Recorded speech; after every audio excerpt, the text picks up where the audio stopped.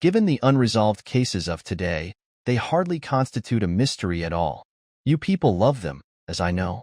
Before we get into today's case, sir, I just wanted to mention that I constantly get comments on my makeup. That will be up in a day or two. I really did a tour on this one for you people. Look at my earrings from my favorite place ever. Hilala. Actually, make sure. Indeed, have a look at her and create some minimal vintage. Alright, let's start this. Today then, we will be discussing Shannon Matthews's disappearance.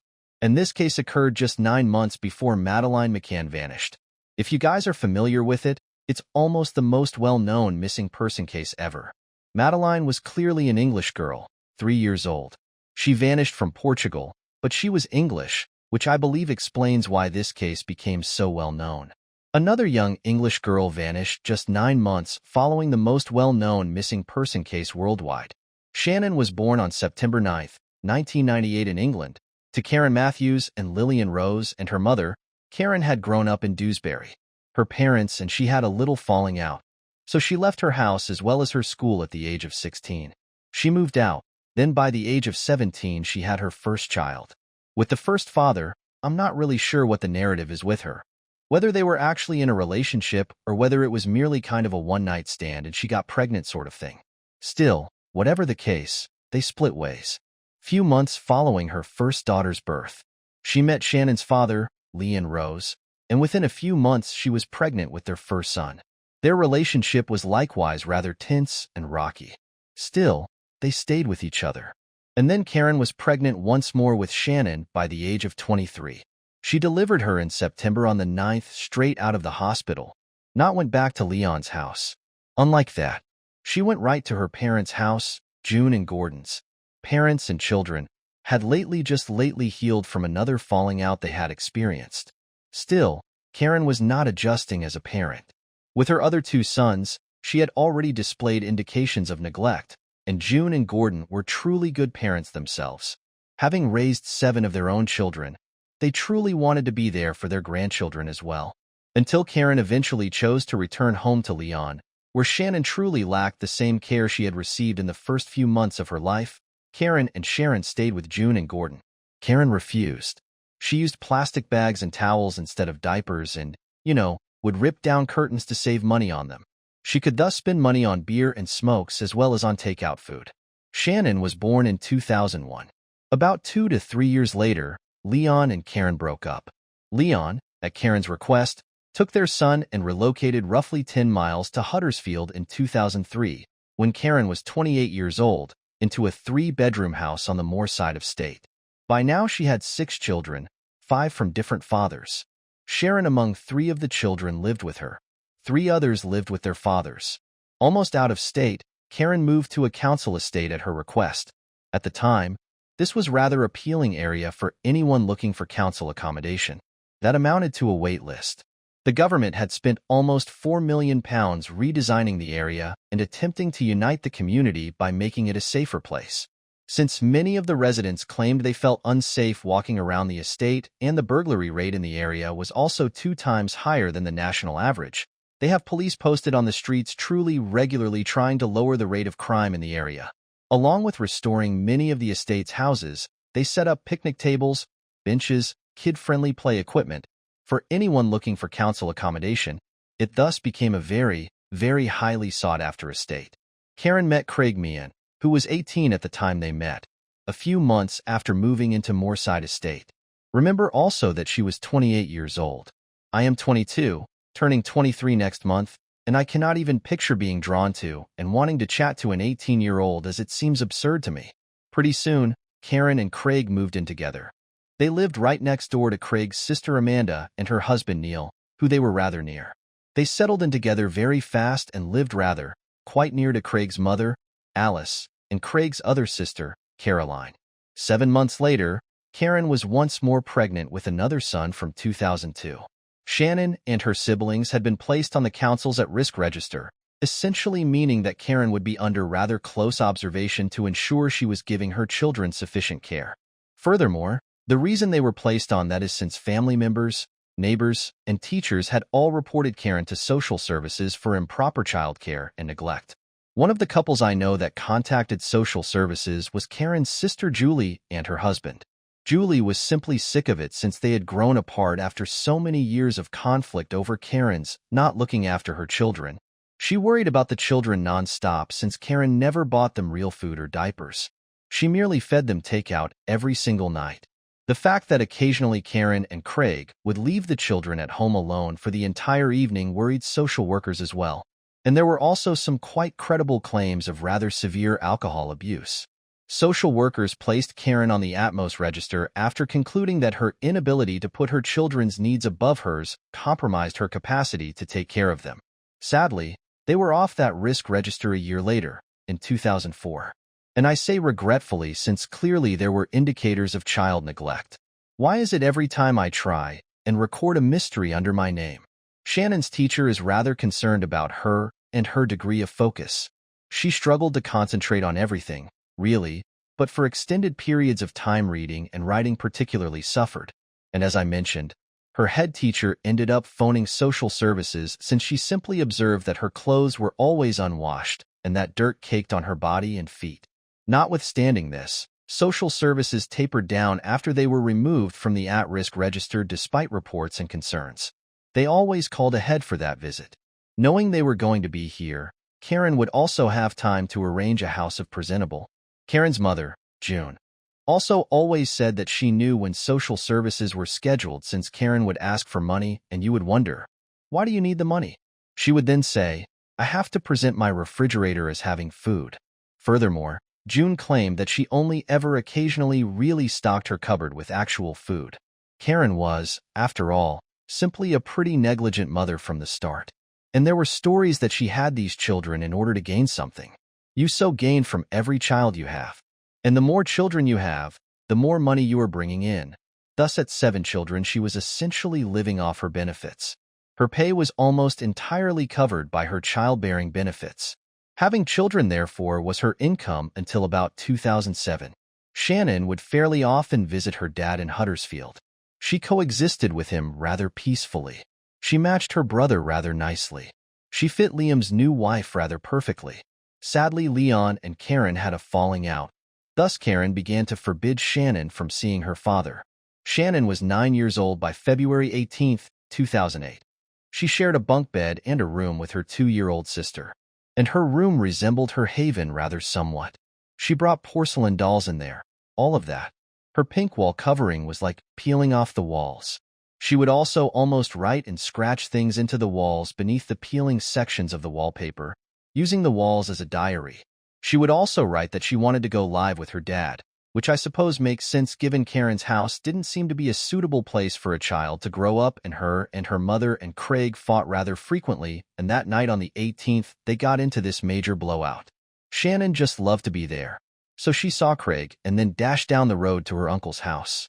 She behaved quite nicely with her cousins. She most certainly wanted to stay there the night since she felt safer there. Her uncle, though, truly did not want to get involved. Shannon simply sobbed the whole way home as he made his 10-year-old daughter walk Shannon back home. Shannon was eager for her 4th year of first class the next day, February 19th. She had been buzzing about it for some time. She woke up and dressed in our junior Westmore school uniform. She slipped on my preferred rain boots, pink with fur around the edges. About 8 a.m., she left the house with her swimming bag, blue striped towel. To walk. It seemed to me like half a mile to her school. Karen had just woken up and screamed out to Shannon as she was leaving at 8 a.m., "Get out of the house and don't come back." And since that was the last thing Shannon ever said to me, this just broke my heart. She thus left the institution having had those as her last words from her mother. Shannon was typically a rather quiet, shy girl who kept to herself, but she could definitely be outgoing when she wanted to be, like with her friends. She most certainly was not shy among her friends. She never really focused on or let her home life to affect her. Her friends would occasionally discuss fleeing, but it was never a major concern. And I suppose that's exactly what children do. Indeed, I mentioned running away when I was younger and that her parents were fantastic. But that morning on the bus on the way to Dewsbury Sports Center, she was rather quiet and withdrawn. Her best friend Megan said that it was kind of unusual since, 1, she's not usually quiet or withdrawn, and 2, she'd been so excited to go swimming. Given that they were on their way to their first swimming lesson, her lack of chirping was rather odd. She packed her, though, once they arrived to the sports center and to the swimming lesson. Megan enjoyed swimming rather highly.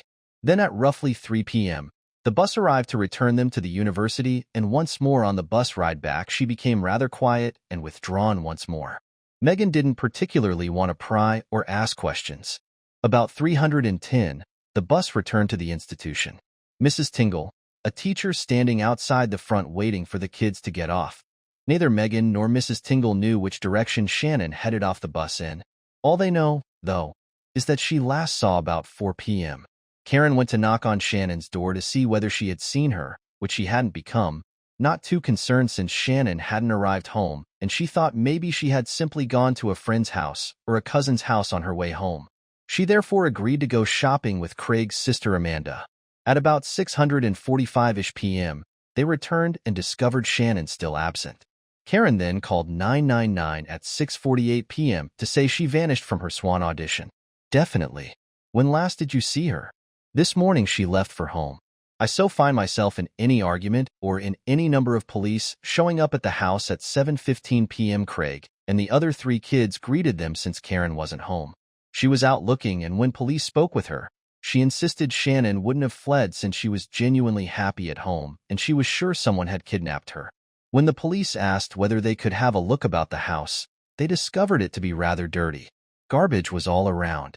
Clothes and shoes had been scattered about. The kitchen had takeaway containers stacked high.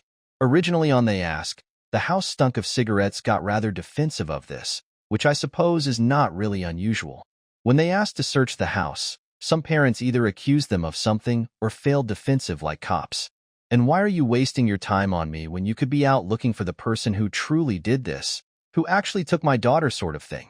They start asking family questions, or maybe feel like. And police simply explain that, simply said, they have to do. That's simply how the process is designed. If she ran away, which somewhat calmed down a little bit, they simply want to see if there are any hints pointing to who took her or where she vanished to. Neighbors began showing up at Karen's house not long later, and then once they understood what was going on, began assisting her in search of Shannon. Police also drove to Huddersfield to inform Shannon's father, Leon, what was happening, check whether she might be crazy, but she wasn't. Leon was also heartbroken when learning Shannon vanished. He immediately drove back to Dewsbury in the more southern side to assist in her search. That evening a search crew was assembled. They began doing line searches covering all surrounding areas. They followed any path she could have taken to and from neighbors, family, school, friends and their families, just people from the surrounding area. I suppose they looked until roughly 4 a.m. when word got out fast and all of these people started flocking to assist Shannon in search. It was quite concerning since nobody could find any indication of her whatsoever. That evening, I believe it dropped to roughly -9 degrees Celsius, freezing. Many people were therefore concerned that she might suffer from hypothermia should she be out on her own or have run away. On February 20th, the following day, they had more than 200 cops looking for Shannon. They knocked on doors, questioned neighbors. They searched everywhere they could believe a small child might hide. They looked over the hills and the moors around the whole area to see whether she was anywhere. And after coming up with nothing on this second day is when they started, shifting their perspective from believing she had, in fact, been kidnapped to thinking she had run away. Head of the Moorside Tenants Association, Julie Bushby, started planning the civilian search for Shannon. The public were quite engaged in this case, most likely even more so given the Madeline McCann case, which was so fresh in people's memory. And they truly wanted to do all in their power to locate Shannon. Many people dropped everything to be able to support the search operations. Police returned to Karen's injuries to interview her and Craig in an attempt to compile any information they might have at all that would help to determine Shannon's location. By then, Karen was also a mess. She was simply cooped in her house with Craig and her 3 other kids. Chief Superintendent Barry South also held a press conference on this day, the day Shannon vanished, to reassure the public that they were doing everything in their power to try and locate Shannon, since they really just wanted to avoid following in the footsteps of the Portuguese police, who drew a lot of criticism for how Madeline McCann's disappearance was handled. That was undoubtedly a lot of pressure on the cops. Police arrived. They cautioned Karen not to hold any press conferences or engage in any kind of media contact since it would compromise their research. Against police advice, Karen did have a sort of spontaneous press conference clutching a teddy bear. She essentially said she wanted Shannon to come home, that she was her little princess. But one of her best friends, Natalie, said this press conference kind of made her a little bit soft on time because she never called Shannon her princess ever. She said, "That's the first time for the media and the teddy bear," adding, "I didn't know," kind of like just using it to look innocent like, "Oh, hey, I love my child. Shannon's teddy bear. You know, I'm clutching a teddy bear, sensitive to love." Shannon vanished 3 days ago, and every major police agency was helping in her search. They called in the homicide teams and major investigation teams. Having knocked on more than 2,000 doors, they have asked every household whether they have seen anything unusual. In the run-up before Shannon vanished, the police academy closed their doors. Apologies. Not the whole town. The nearby town of Wakefield, which the academy was in, closed their doors, and they dispatched every willing cadet into the streets to search. Over 200 police equipped with heat-seeking technology were searching a helicopter. They had mounted police on search. They searched entire overgrown, thick scrub, which proved rather difficult to view through. Still, they looked everywhere on it. They had to break the formed ice at the top of the lake so they could send divers down to search below. Crazy as none of them were asked to help, over 200 Moorside and surrounding residents showed up to assist. They simply produced hundreds of missing person flyers featuring Shannon's photo on them. All of the residents wore as they were out looking for Shannon and out, hanging the posters. Hundreds of missing persons t-shirts with Shannon's photo on top of them. For any information enabling Shannon's safe return, the Sun newspaper promised a £20,000 reward. And a local company in Huddersfield added still another $5,000. Later on, the Sun raised their reward to make the whole reward pool £50,000 for any information enabling Shannon's safe return. It was an enormous, relentless hunt. The search effort cost £3 million, and since the Yorkshire Ripper, it was the largest search conducted in Yorkshire during 30 years. They had scientists, mountain rescue teams, specifically trained victim recovery dogs, and still they discovered nothing at home after a week. Karen's front garden now featured flowers planted by several of the local children. That was like a party thrown in Shannon's honor, releasing a lot of balloons. And there were candles burning all the way down the street, in Shannon's honor as well. Police staged another press conference 2 weeks after Shannon vanished, and both Karen and Leon participated. Especially in contrast to past press conferences, Karen will assist in locating Shannon's t-shirt and carry the teddy bear once more. She was rather unemotional and flat. She insisted, though, that she was sure Shannon had been kidnapped and was still alive. She also mentioned that she thought it was someone close to her who had abducted her, and subsequently she couldn't trust the people near her anymore. And she believed someone close to her took Shannon just to cause her pain. Shannon also mentioned that the last thing she said to her, Mom, was, "I'll see you at tea time, sweetheart." Besides what I mentioned, which father of Shannon was that? Liam? And starting from Shannon's disappearance, he had been searching every single day. Distributing flyers and cruising around like he had been relentlessly looking for her. They had 60 detectives and 250 cops involved by now. They had knocked on almost 3,000 house cars. They had asked more than 1,500 deadly questions. On the way from Shannon's school to her house, they searched more than 500 homes using victim recovery dogs. They combed the list of sex offenders. They examined computer drives as well as over 800 CDHB tapes. Having all the data on the Shannon Matthews appeal, West Yorkshire Police also created a website called the Help Fund, Shannon Matthews Fund. They uploaded another picture of her. When Karen discovered Shannon missing, she made 1999 calls as well. And more people began to conjecture about what might have happened to Shannon and what she missed. Though Leanne and Karen defended Craig, claiming he was not violent or abusive toward Shannon, there were a lot of rumors floating about that he was. Craig further claimed he had nothing to do with her going missing. Parents' house, too, as I mentioned, was always totally overwhelmed with media and journalists. She still resided with 3 children at home. I can only imagine how taxing this must have been for her other 3 children. Helped police manage to compile a complete set of Shannon's fingerprints as well as a complete DNA profile for Shannon. This also helped them to ascertain from which they had to sit Karen and Craig down to inform them that their child was not really Craig's child. Since there were over 350 people on this family tree, police also got Karen and Craig to assist them in creating a complete family tree since they wanted to visit all of these individuals, a quite slow process. To start off, though, they were compiling a list of people they believed might have been persons of interest to visit first. Although Michael Donovan, Craig's uncle here, lived half a mile away and police did end up receiving a tip about someone not on the list, they neglected to include him on the list, which at first police did not really consider to be anything. Furthermore, Karen neglected to mention that she had 7 children similar to one time during a conversation with social services. She reportedly said she only had 6 children, and they were like, "Don't have 7 kids." She also seemed to have forgotten how many children she had, as she kind of just brushed over it as though it were nothing.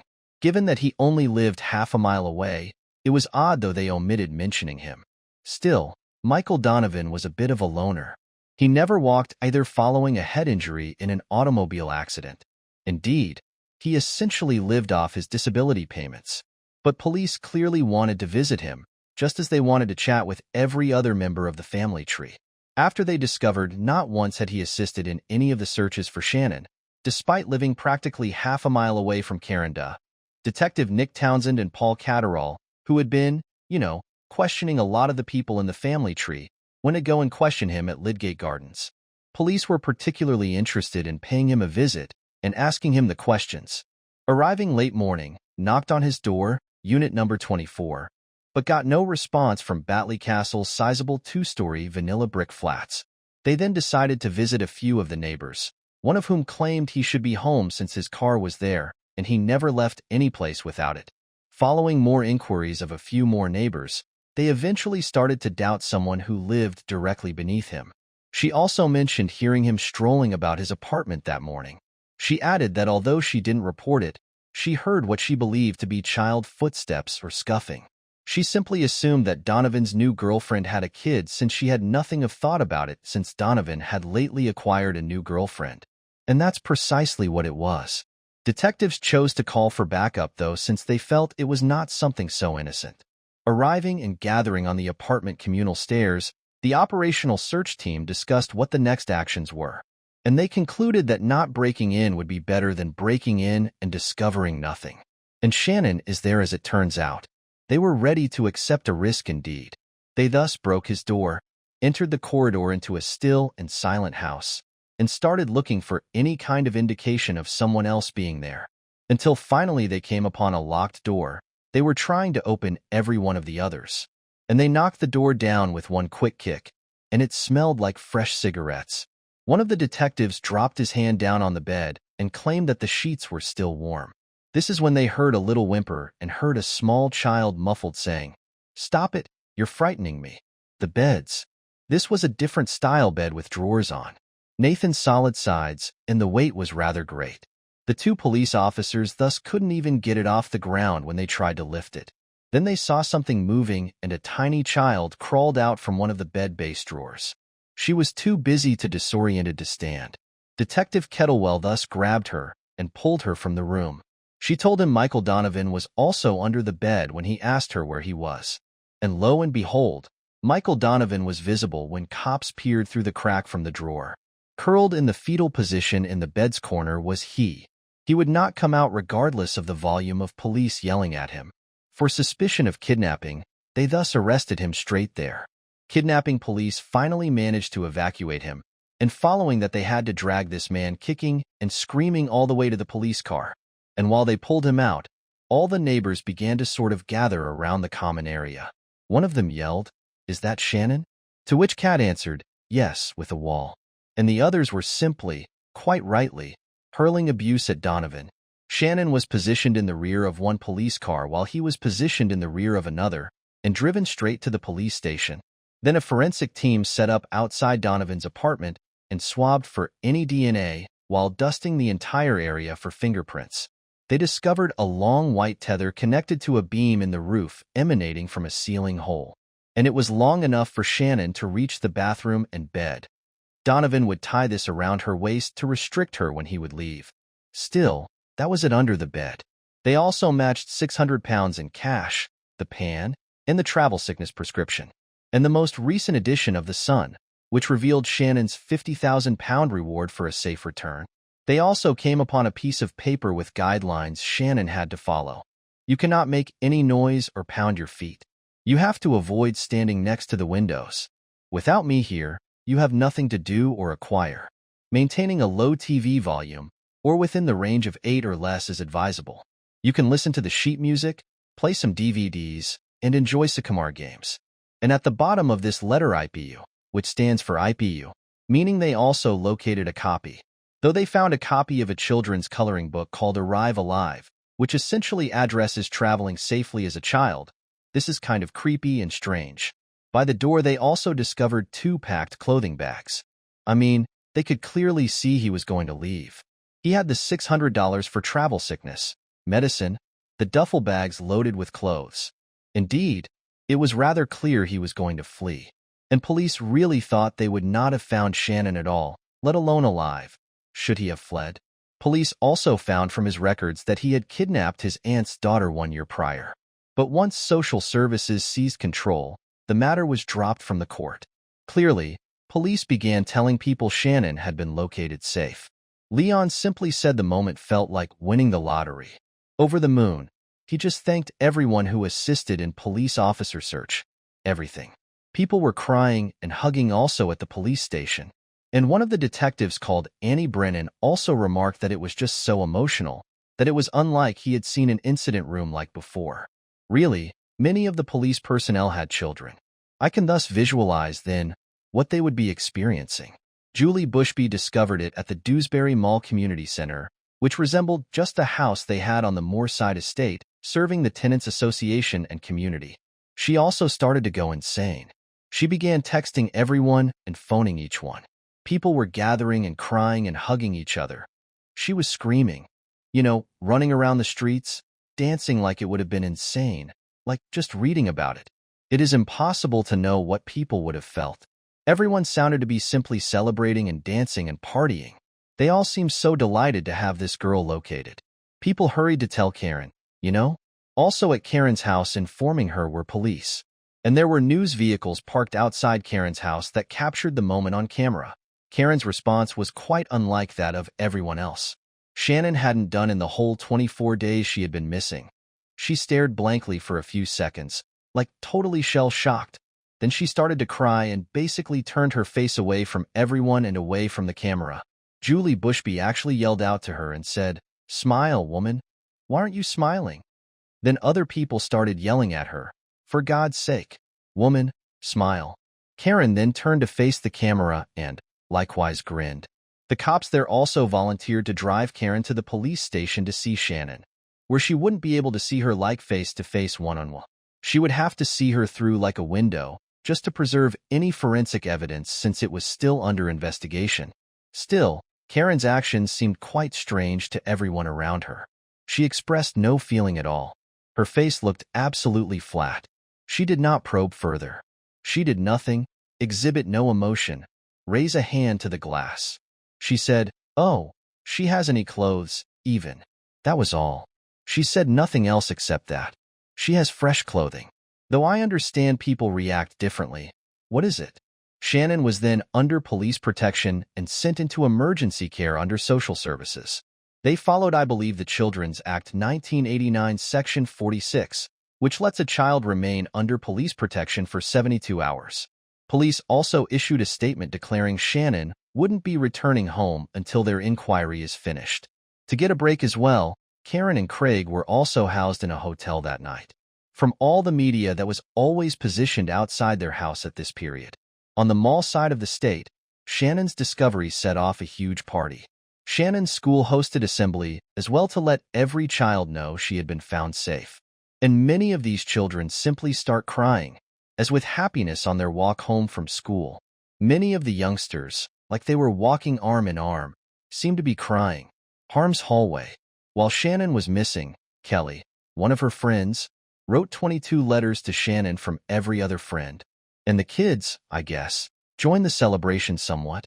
The party carried on all night. Local stores contributed a lot of champagne. Everyone was getting wasted. Clearly not the children, perhaps the youth. Uncertainty surrounds this. Given they were like 9 years old, I doubt it exists. Someone was playing very, very loud music from the house to everyone to dance to while there was strobe lights that resembled a large bed sheet hung from a window displaying enormous webs saying, "Welcome home" on it. Taken to the Halifax police station, Michael Donovan first refused to speak, but with his lawyer he finally came up with a statement. His comments essentially pointed to Karen. Karen had come to him, he said, armed with a plan. Shannon is looked after by he. Karen poses Shannon's missing as a joke. They split the money after waiting for the reward pool to rise. When the reward pool came to £25,000, he said Karen got in touch to say, "I'll contact you with some further instructions once it reached £50,000. She then simply never spoke to him once more. Once it came to £50,000 before he was taken under custody, he claimed he had to act since Karen threatened him. She also said she would bring these 3 guys onto her should he fail. Among the people she knew, one had indeed killed someone. He claimed to have never once hurt Shannon and to have gone shopping for her toys and clothes, not at all damaging her. Actually born as Paul Drake, Donovan was the youngest of 9 children. Growing up on an estate not far from the flat Shannon was discovered, he began to get in legal hot water. His first offenses at age 11 were usually shoplifting. Later, when he was 16, he was found guilty of criminal damage and fled from his house, never to be seen again. After his terror of the same name from his fave TV show, which I believe was B, he changed his name by deed poll to Michael Donovan at 19. He then found employment as a labor and delivery driver at an engineering company where he apparently displayed very poor common sense. And he was said to be a little loner, a bit of someone who stayed to himself most of the time. He had met her the previous November at Karen's father's funeral, and they sort of clicked drinking beers in the kitchen. Another relative entered while Karen was back, apparently falling all over him and like sitting on his knee. And there were whispers about their having an affair. I thus had this and really should check her account. Furthermore, Craig's son was not the real father Craig knew, and I searched for nothing. But should Donovan and Karen have an affair, is it likely his? Still, Shannon was doing great. The following day he came out and told the cops. Police were gently questioning her to try and piece together what happened. She also attended 10-minute sessions daily in the specially designed children's classroom over the next few weeks. Shannon was eventually handed over to the Kirkleys Family Service when she stopped under police protection, and on March 17, 2008 she was moved away from the Dewsbury area. Michael Donovan was formally charged and remanded into police custody 3 days after Shannon was discovered.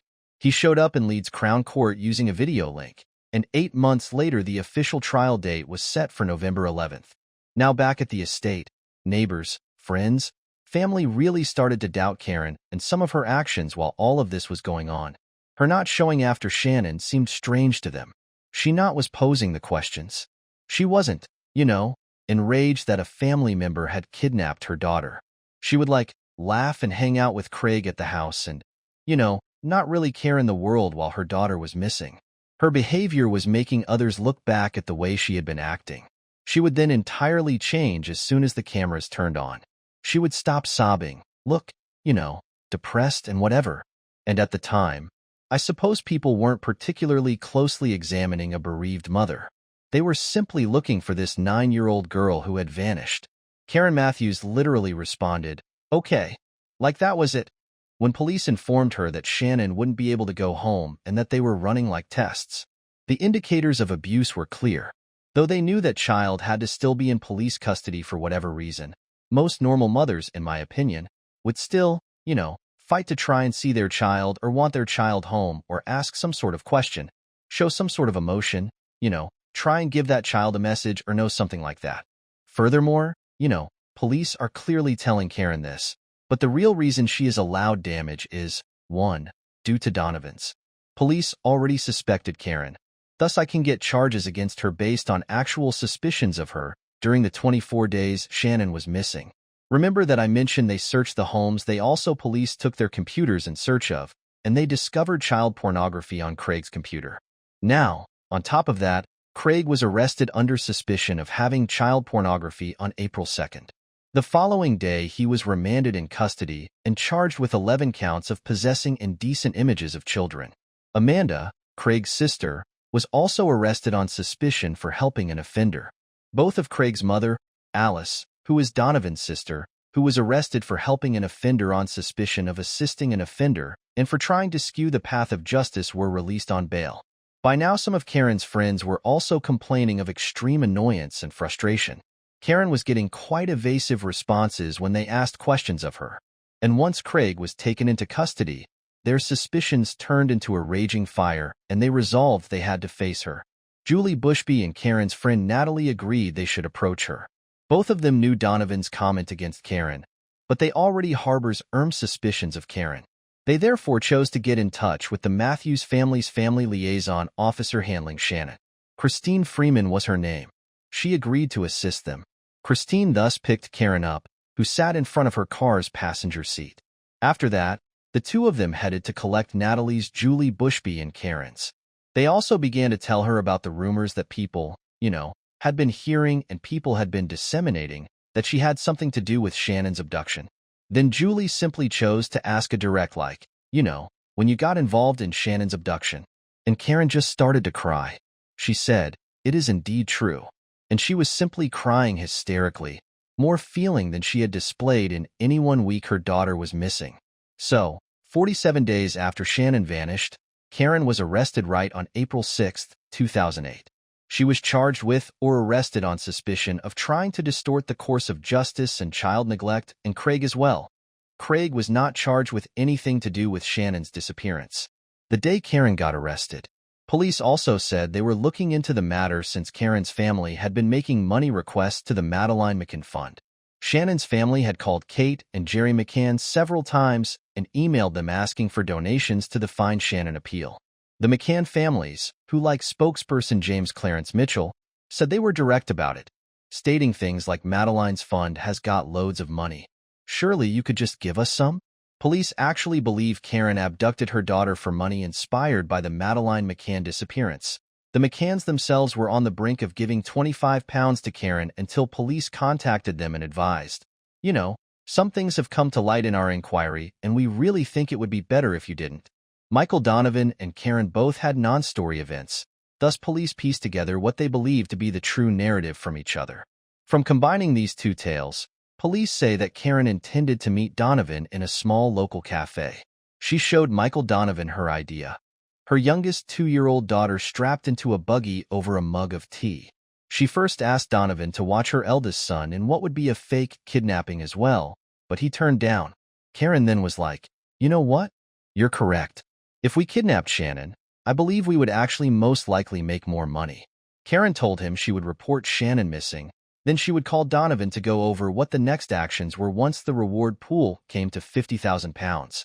Donovan then was going to take Shannon to Dewsbury, mark it out of sight of CCTV, and then he was going inside under CCTV, magically find her, take her to the police and claim the reward money. Police felt Karen most likely did not know it would take 3 weeks. She ended up giving Michael Donovan an A4 piece of paper outlining, what the plan was, thinking perhaps it would be a matter of days.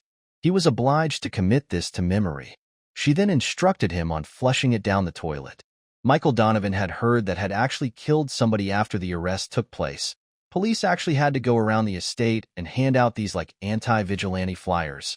I mean, everyone was feeling really betrayed and they had started attacking Karen's house. Fortunately, the other 3 kids had been looked after. But Karen's house's windows and walls needed to be boarded off from what once was. To stop more damage, they had to sandwich metal screens against the windows. Shannon's friends, the people who knew the locals, were quite depressed at this time since it was almost like losing her once more. They were so happy to find her only to discover they would never be able to see her once again since her grandma kidnapped her. She therefore had to be relocated somewhere else. Actually, they end up giving her a whole different identity, and none of her friends or relatives ever saw her once more. John and Gordon, her grandparents, never saw her once more. Leon Rose, her dad, never saw her once more. Not sure exactly why she wasn't put with her grandparents. They seem so depressed. And they truly suffer since she is old enough to reach out to them and get in touch. Apart from some social service updates, They have not heard from her either. Her has not shown up for me. She was handed a whole fresh life, a new name, everything. It's funny since now all of her children have new homes and well, the children that were with her all have new homes. Karen Matthews abducting her daughter turns out to have been the best thing she could have done for anyone in her family. Shannon recently moved into a house, and I am sure better than what Cam was giving them. Well, I am so as well. Greg, me. He asked not guilty to his 11 counts of possessing obscene images of children. He was found guilty and sentenced to 20 weeks, but given his custody, waiting for his trial took more than 20 weeks. He was released right away. On November 11, 2008, Leeds Crown Court tried Karen and Donovan jointly. Shannon was found in court to have no knowledge of the plan and to have been duped into a lift with Donovan following school. He claimed he was going to take her to a fair, but in reality he kidnapped her and kept her in his house for 24 days, tying her off so she could only reach the bathroom's bedroom. He claimed he treated her well and took her for walks in the park with a hood on and bought her clothes and whatever else, but he was beaten in prison following claims of reports in court of him tying her down and whatever else. And the fact he taught her right in the house surfaced. And so in court he had a broken jaw from prison beat-ups. According to a forensic toxicology report, she had been given to Mad-the-Pan and travel sickness medication to keep her quiet while she was in captivity. However, it also revealed that she had been on these drugs for up to 20 months prior to her abduction, which would most certainly explain her lack of focus and poor ability to really concentrate in class since these drugs would have been messing with her. She was merely 9 years old as well. She would have thus most likely assumed that this was natural, that this was a normal reaction to never be able to focus ever. These medications most certainly made her feel fuzzy, confused, slower, and incapable of focusing. Karen in court was crying. She was disputing her having anything to do with the disappearance. She related like 5 distinct narratives of events. Michael Donovan and Karen Matthews were thus found guilty or convicted of perverting the course of justice, false imprisonment, and kidnapping at the end of the trial, after jury deliberated for 6 hours. And both of them received a meager 8 years like that as their sentence. Actually both out now and Karen's engaged, just abducted my daughter. You have nothing to worry about. I'm now engaged, like I only 8 years, checking my brain. Though that's our court, I understand she wasn't, severely injured or anything. And the way she simply, neglected her children and social services came out with a statement saying there was no way we could have known that she was going to do what she was going to do. And it brings to me the Gabriel Fernandez case. If you guys have heard of it, I highly advise seeing the Netflix documentary on it. But that is it. That's the whole truth. Your opinions in the comments down below would be much sought for. As usual, kindly leave me case ideas down there. Also appreciative of your viewing, guys.